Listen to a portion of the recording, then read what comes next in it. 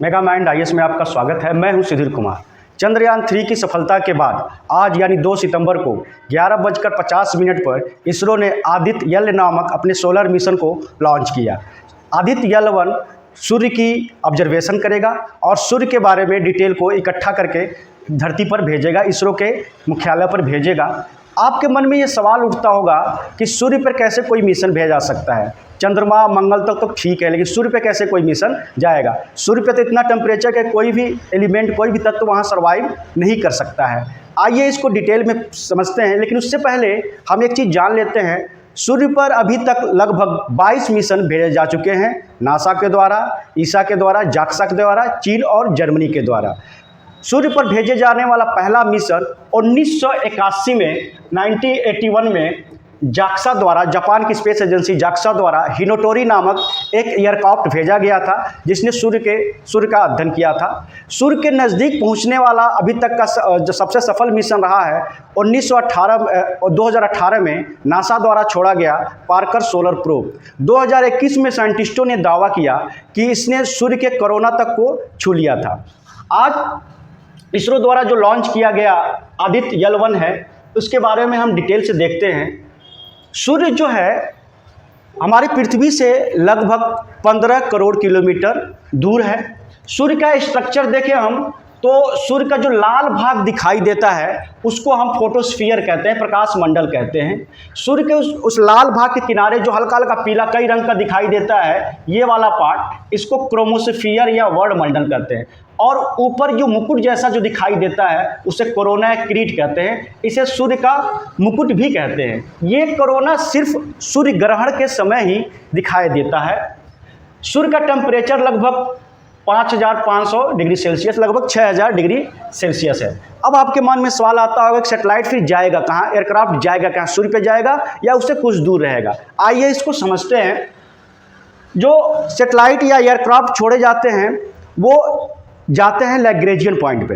अब इसको समझते हैं कि लैग्रेंजियन पॉइंट क्या है। लैग्रेंजियन पॉइंट एक ऐसा पॉइंट है सूर्य और पृथ्वी के बीच में, जहाँ पर सूर्य का गुरुत्वाकर्षण शक्ति और अर्थ की गुरुत्वाकर्षण शक्ति लगभग बराबर होती है, जिससे वो पिंड स्थिर रहता है और लटकता रहता है, और वो यहाँ से सूर्य का ऑब्जर्वेशन करता रहता है। अगर यहाँ से वो आगे पिंड चला गया तो सूर्य अपने गुरुत्वाकर्षण बल से उसे अपनी तरफ खींच देगा और नष्ट कर देगा। और अगर इससे नीचे ये सैटेलाइट या यान चला गया तो पृथ्वी अपने तरफ खींच लेगी। इसलिए यहीं पे लैग्रेंजियन पॉइंट पे ही रह के वो सूर्य का ऑब्जर्वेशन कर सकता है। लैग्रेंजियन पॉइंट जो होता है वो 5 होते हैं: L1, L2, L3, L4 और L5। आदित्य जो सोलर मिशन है वो L1 लैग्रेंजियन पॉइंट पर जाएगा और यहाँ से सूर्य का अध्ययन करेगा, इसीलिए इसका नाम आदित्य L1 है। यह पहला सोलर मिशन होगा जो L1 पर जाएगा। L1 से ऑब्जर्वेशन के कई फायदे हैं। पहला फायदा तो ये है कि जो सूर्य ग्रहण के समय उस पर कोई प्रभाव नहीं पड़ेगा। वो वहाँ से 24/7 आवर निगरानी कर सकेगा, सूर्य पर सूर्य का ऑब्जर्वेशन कर सकेगा। दूसरा, लैग्रेंजियन पॉइंट से फ़ायदा ये होता है, यहाँ पे जो सूर्य की परिक्रमा कर रहे हैं ग्रह, वो इंटरसेक्ट नहीं करते हैं, उनके पथ को काटते नहीं हैं, तो यहाँ से ऑब्जर्वेशन करना आसान होता है।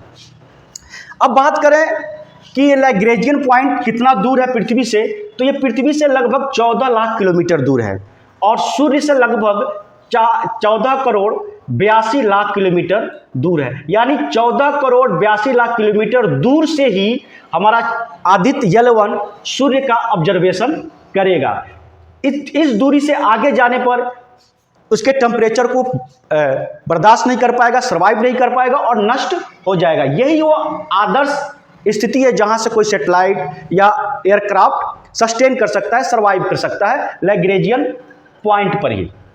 अब बात करें कि उद्देश्य क्या है आदित्य एल-1 का, किस उद्देश्य से भेजा गया है। तो आदित्य एल-1 फोटोस्फीयर, ये जो फोटोस्फीयर है इसका अध्ययन करेगा, प्रकाश मंडल का अध्ययन करेगा, क्रोमोस्फीयर यानी वर्ण मंडल का अध्ययन करेगा और कोरोना का अध्ययन करेगा यानी क्रीट का अध्ययन करेगा। उसके साथ साथ सौर ज्वाला, सोलर फ्लेयर और अल्ट्रावायलेट रेज, अल्ट्रावायलेट किरणों का अध्ययन करेगा और उनका ओजोन परत पर पड़ने वाले प्रभाव का अध्ययन करेगा। अक्सर सोलर फ्लेयर से जो होते हैं सैटेलाइट या एयरक्राफ्ट नष्ट हो जाते हैं, नुकसान हो जाते हैं, तो उनके अध्ययन करने से जो सैटेलाइट एयरक्राफ्ट छोड़े जाते हैं उनको बचाने में आदित्य L1 से डाटा जो प्राप्त होगी उससे मदद मिलेगी। तो यह एक ऐतिहासिक कदम है, न सिर्फ भारत के लिए बल्कि अंतर्राष्ट्रीय स्पेस जगत के लिए भी यह एक टर्निंग पॉइंट होगा और भारत नित नए स्पेस विज्ञान में नित नए कीर्तिमान स्थापित कर रहा है, नित नई बुलंदियों के छू रहा है। तो इसरो के अध्यक्ष और इसरो पूरे भारतवासियों को मेगा माइंड आइस की तरफ से बहुत बहुत हार्दिक बधाई। धन्यवाद।